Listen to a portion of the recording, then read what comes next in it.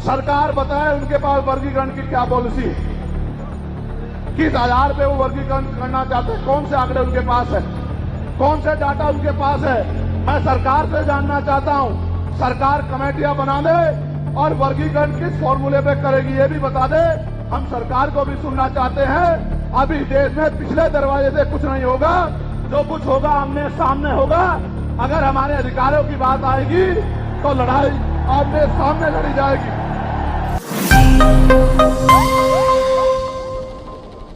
केंद्र सरकार जल्द से जल्द जातिगत जनगणना कराए।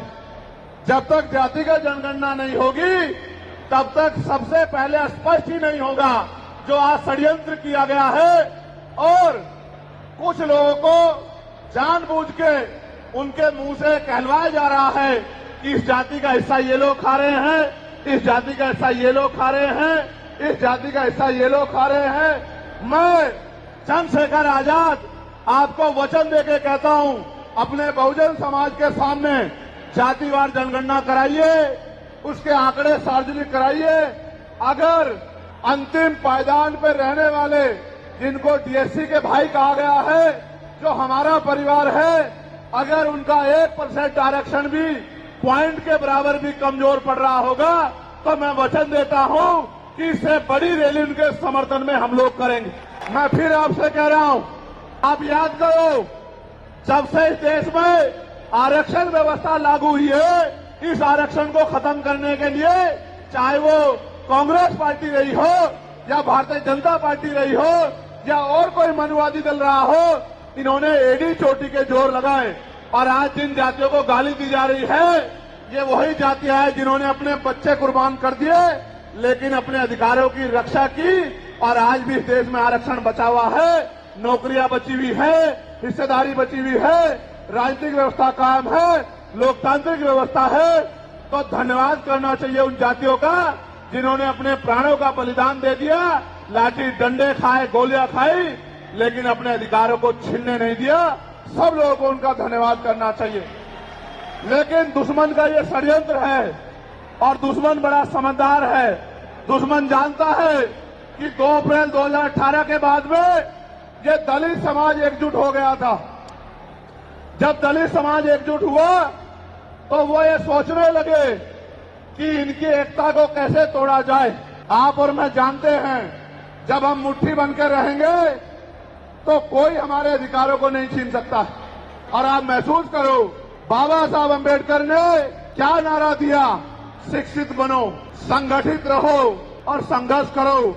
हमें शिक्षित भी बनना है, संगठित भी होना है और अपने विरोधियों बैरियों के खिलाफ संघर्ष भी करना है, अपने अधिकारों के लिए संघर्ष भी करना है।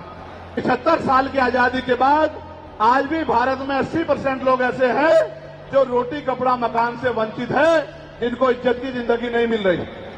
तो मैं ये देख रहा था, मुझे बड़ी खुशी हो रही थी, लेकिन जब मैं भारत की तरफ देखता हूं तो बड़ी निराशा हाथ लगती है। फिर ये महसूस करता हूं कि आज जो कुछ हमारे पास है वो हमारे महान पुरुषों की संघर्ष की वजह से है। अगर हमारे महान पुरुष संघर्ष नहीं करते तो जो आज हमें मिला है ये भी हमें किसी कीमत पे नहीं मिलता। आप जानते हैं, हमेशा आरक्षण के खिलाफ चाहे सुप्रीम कोर्ट हो या मनुवादी दल हो, सब लोगों ने आरक्षण को समाप्त करवाने के लिए एड़ी चोटी के जोर लगा दिए। और इसका सबसे बड़ा हमला इस पे कब हुआ, जब 10% ईडब्ल्यूएस लागू हुआ। मुझे माफी चाहते हुए कहना है कि हमारे दलों ने भी हाथ उठा के जो हमारे पूर्व के दल थे उनका समर्थन किया, जबकि वो आरक्षण पे सबसे बड़ा हमला था। अगर उसी दिन हम लोगों ने सड़कों पर निकल के अपनी आवाज को उठाया होता तो किसी की मां ने दूध नहीं पिलाया होता कि वो दोबारा आरक्षण पे हमला करने के बारे में सोच लेता। ये भाजपा के लोग जो सत्ता में बैठे हैं, इन्होंने वोट तो आपसे हमसे ली धर्म के नाम पे, भाईचारे के नाम पे, लेकिन सत्ता में आके ये लोग अपने लोगों का काम करने लगे, अपने महापुरुषों की विचारधारा को आगे बढ़ाने लगे और हम लोग रोटी रोटी के लिए मोहताज लोग, जुल्म जाति के शिकार लोग परेशानी की जिंदगी जीने लगे। मैं चाहता हूं कि जो जिंदगी हमारे लोग ऑस्ट्रेलिया में जी रहे हैं, ऑस्ट्रिया में जी रहे हैं, इटली में जी रहे हैं, यूरोप में जी रहे हैं, पूरे अमेरिका में जी रहे हैं, कनाडा में जी रहे हैं, हॉलैंड में जी रहे हैं, नीदरलैंड में जी रहे हैं, ऐसी जिंदगी की व्यवस्था भारत में भी हो। लेकिन ये तभी संभव है जब राजनीतिक शक्ति हमारे पास हो। अगर राजनीतिक शक्ति भाजपा और कांग्रेस के पास रहेगी तो हम लोग इज्जत की जिंदगी देश में नहीं जी सकते। इस बात को आप लोग मेरी ध्यान रखना। ये मैं नहीं कह रहा हूं, ये बाबा साहब अंबेडकर ने कहा, political power is the master की। राजनीतिक सत्ता वो चाबी है जो आपकी सारी परेशानियों का हल कर देगी। और राजनीतिक सत्ता जिनके पास है उनके लोग हजारों हजारों करोड़ रुपए लेके भाग जाते। उनके लोग उनके पूंजीपतियों के लाखों लाखों करोड़ रुपए माफ कर दिए जाते। लेकिन अगर आपका 10,000 रुपए का बिल भी बाकी हो तो 10,000 रुपए का बिल भी अगर आप नहीं दोगे तो मुकदमा लिख के आपको जेल भेजने का काम सरकार कर देगी और आपके घर की कुर्की भी करा देगी। आप किसानों का, मजदूरों का हाल देख लो, आप नौजवानों का हाल देख लो, इस देश में क्या है। तो हमारी सबसे बड़ी मांग ये है, आप समर्थन करके बताना कि आप इस पर सहमत हो या नहीं हो। बताओ, जातिवार जनगणना होनी चाहिए नहीं होनी चाहिए? एक सुर में बताओ, होनी चाहिए नहीं होनी चाहिए? साथ साथ इस देश में जातिवार जनगणना के साथ साथ जितने भी सरकारी संस्थान हैं, चाहे वो जुडिशरी हो जहां से हमारे खिलाफ लगातार फैसले आते हैं, चाहे वो आर्मी हो, चाहे वो और कोई सरकारी संस्था हो, सब लोग सब जगह पे आरक्षण व्यवस्था लागू होनी चाहिए। बताओ, होनी चाहिए नहीं होनी चाहिए? दोनों हाथ उठा के बताओ, होनी चाहिए नहीं होनी चाहिए? बहुत अच्छी बात। साथ साथ हमारी ये भी मांग है जो मैंने पार्लियामेंट में भी उठाई कि निजी क्षेत्रों में आप इस बात को समझो गौर करके, इस देश में 2% सरकारी नौकरियां, कितने परसेंट? जोर से बताओ। 98% प्राइवेट सेक्टर है। कुछ ऑर्गेनाइज है, कुछ अनऑर्गेनाइज है।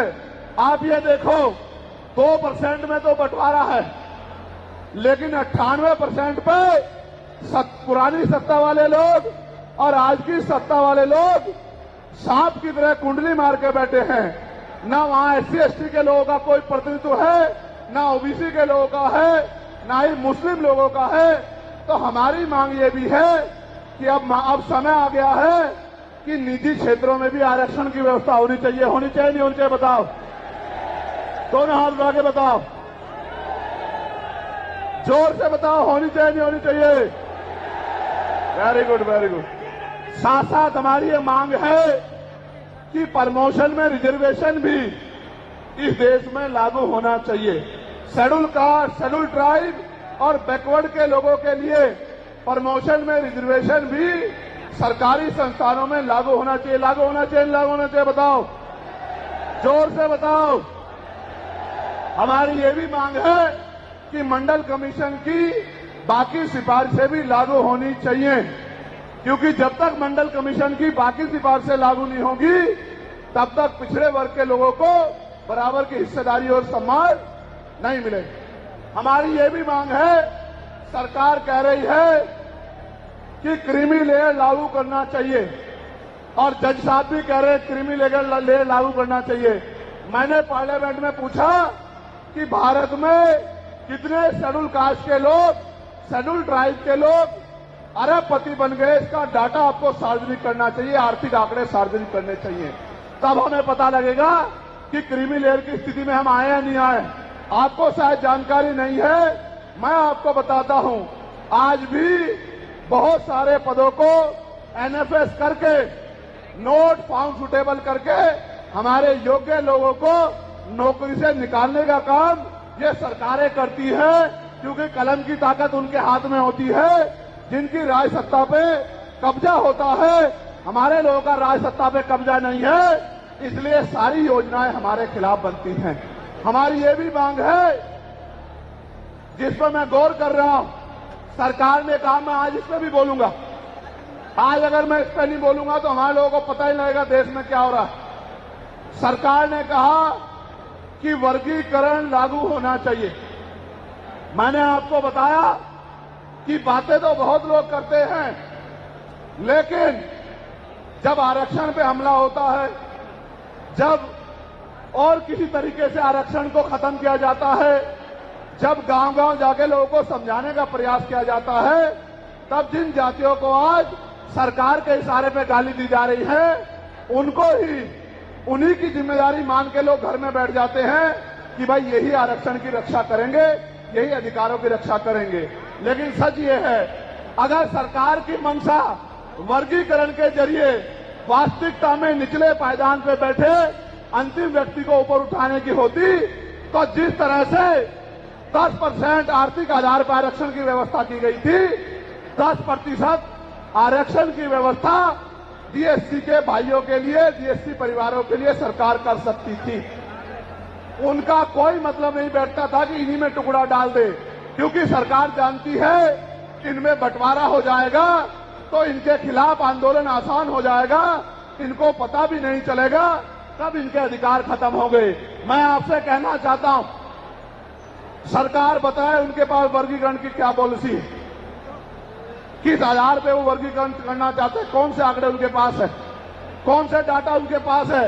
मैं सरकार से जानना चाहता हूं, सरकार कमेटियां बना दे और वर्गीकरण किस फॉर्मूले पे करेगी ये भी बता दे। हम सरकार को भी सुनना चाहते हैं। अभी देश में पिछले दरवाजे से कुछ नहीं होगा, जो कुछ होगा आमने सामने होगा। अगर हमारे अधिकारों की बात आएगी तो लड़ाई आमने सामने लड़ी जाएगी। सरकार ये भी बताए क्या वह रोस्टर में बदलाव करेगी, क्या सरकार रोस्टर में बदलाव करेगी, सरकार बताएगी। हमारे लोग तो अभी सही तरह से चीजों को नहीं जानते हैं। मैं ये भी विश्वास दिलाता हूं, स्पेशली डीएससी के भाइयों को कह रहा हूं, मेरी बात को गौर से सुनना। स्पेशली डीएससी के भाइयों को कह रहा हूं, उन जातियों को जो लोग आंदोलन कर रहे हैं, आपको एहसास नहीं है, जब देने की बारी आएगी हम बताएंगे अपने भाइयों को किस तरह से आगे बढ़ाया जाता है, किस तरह से उनकी हिस्सेदारी दी जाती है। अभी तो हम पे देने कुछ है ही नहीं। मैं आपको विश्वास दिला कहता हूं, डीएससी के जो हमारे भाई हैं, वाल्मीकि समाज के भाई हों, धानुक समाज के भाई हों और बागड़ी समाज के भाई हों और किसी सैसी समाज के भाई हों, मैं चंद्रशेखर आजाद वचन देके कहता हूं बहुजन समाज के सामने, ये हमारी आपसी बातचीत है। आप दुश्मन के इशारों पे काम मत करो, हम लोग बैठ के अपनी लड़ाई को निपटा लेंगे। हम लोग अपने आप बैठ के चर्चा करके आपके साथ बैठ के, अगर कहीं हमें कुछ डर भी है, आप चीजों को नहीं समझ पा रहे हो या हम लोग समझा नहीं पा रहे, अगर आपको अधिकार मिलता है तो बताओ, हमारे किसी व्यक्ति को तकलीफ है क्या? बताओ, अगर हमारे डीएससी के भाइयों को अधिकार मिलता, बताओ, हाथ उठा के बताओ, तकलीफ है क्या हमें किसी को? ये इतना बड़ा जन समूह गवाही दे रहा है, अगर डीएससी के भाइयों को कुछ मिलता है तो हमें तकलीफ नहीं है। लेकिन हम इस सरकार की मंशा को जानते हैं, हम इस सरकार को जानते हैं, इनके चरित्र को जानते हैं। ये देना कुछ नहीं चाहती, ये तो इसको अटका के रखना चाहती हैं। आप ये देख लेना, इन्हीं के कुछ लोग पहले सुप्रीम कोर्ट चले जाएंगे। जैसे उदाहरण के तौर पे गौर करो, 69,000 शिक्षक भर्ती में सरकार ने 20,000 पदों पे घोटाला किया। हम लोगों ने आंदोलन किया तो सरकार ने 6,800 नियुक्ति की लिस्ट जारी की, फिर अपने लोगों को हाईकोर्ट भेज के उस पर रोक लगवा दी। फिर हाईकोर्ट पे फिर हमारे लोग लड़े तो उन्होंने कहा दोबारा लिस्ट जारी करो, इनको अधिकार मिलना चाहिए। तो वोट लेने के लिए हमारे लोगों के सामने कहा कि भाई मिलना चाहिए, हम समर्थन करते हैं, लेकिन अपने लोगों को सुप्रीम कोर्ट भेज दिया और सुप्रीम कोर्ट में इनके बैठे जजों ने फिर से उस पर रोक लगा दी। इसलिए हमें इनकी नीयत पे शक होता है। आज तो मजबूरी या अपने देश से प्यार था कि हमने अपने आंदोलन को बदलाव कर लिया। अगली बार अधिवेशन तो होगा इंदौर में, लेकिन जब तो इस बार एक और बड़ा आंदोलन रामलीला मैदान में, और रामलीला मैदान से अपनी ही पार्लियामेंट का घेराव करके अपनी मांगों को उठाने के लिए हम लोग करेंगे। बताओ मदद करोगे नहीं करोगे?